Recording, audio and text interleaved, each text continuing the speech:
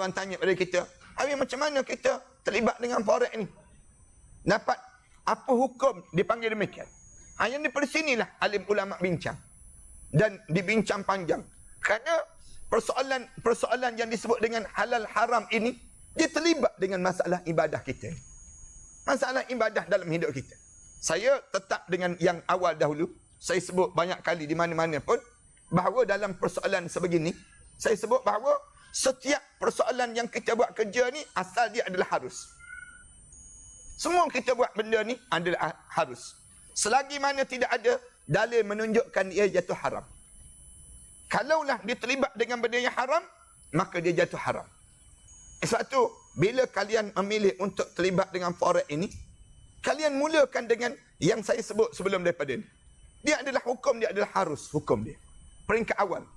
Tetapi dia boleh berubah menjadi haram. Boleh berubah menjadi haram bila?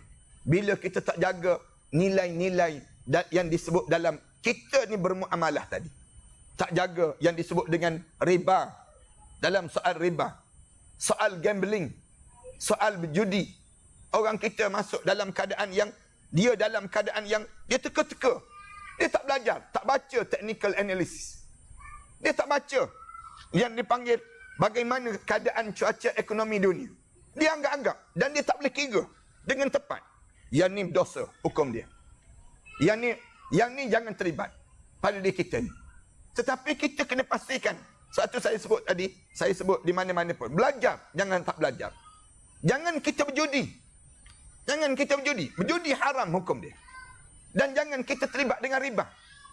Kalau kita boleh keluar unsur-unsur tadi, maka dia akan menjadi satu benda yang dibenarkan dalam syarak. Jual beli duit ni, apa hukum dia? Kita kena faham. Dia bukannya terlibat dengan jual beli babi, dia panggil. Tuan-tuan kena faham benda demikian. Kalau jual beli babi itu, jelas-jelas kan hukum ni. Allah larang. Ni jual beli yang disebut dengan pertukaran mata wang. Cuma timbul masalah bila terlibat dengan yang disebut dengan internet. Kerana tak khobat. Ada setengah ulama kata tak pegang. Bila barang tu tak pegang, tapi dalam keadaan bila barang ni tak pegang, macam mana kita boleh nak trade? Orang yang terlibat dengan trade, dia faham. Kita tak akan boleh trade selagi mana kita tak ada duit asas modal kita. Kalau tak ada modal, kita tak boleh nak trade. Kecuali kita boleh masuk dalam demo sajalah. Dan demo untuk banyak mana pun macam main je lah. Tapi yang sebenarnya, mesti ada duit. Bila ada duit, barulah dikira. Boleh kita trade di sudut market antarabangsa. Market yang utama ini sendiri.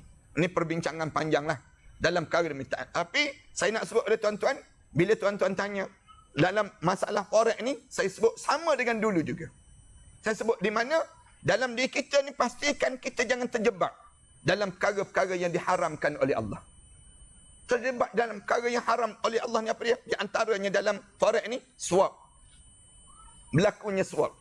Bila kita, overnight, berlakunya lebihan masa, yang menyebabkan dia ada interest. Dalam keadaan demikian, diharamkan dalam Islam. Dia akan terjejas kepada ibadah kita. Itu dia kesan pada diri kita demikian. Sama juga dengan apa dia? Yang namakan dengan kita dalam keadaan kita ni gamble. Masuk dalam keadaan berjudi. Yang ni dilarang.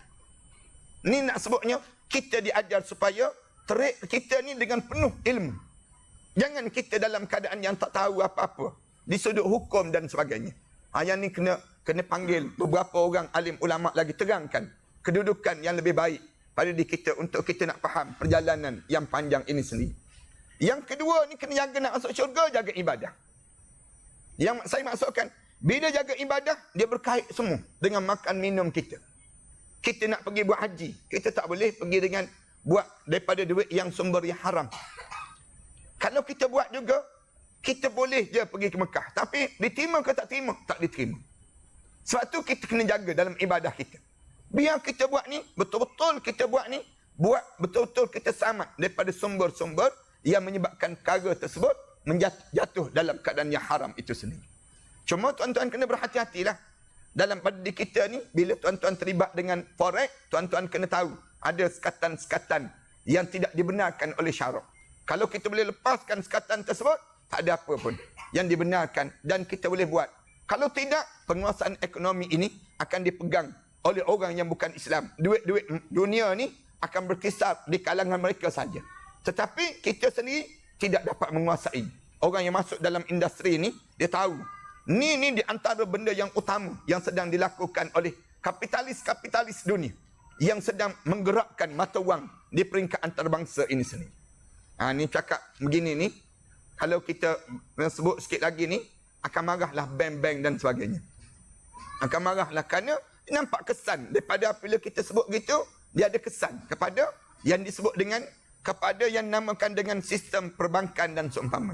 Kerana dia di kalangan mereka tersebut ada pemain-pemain utama yang terlibat dalam industri forex ini sendiri.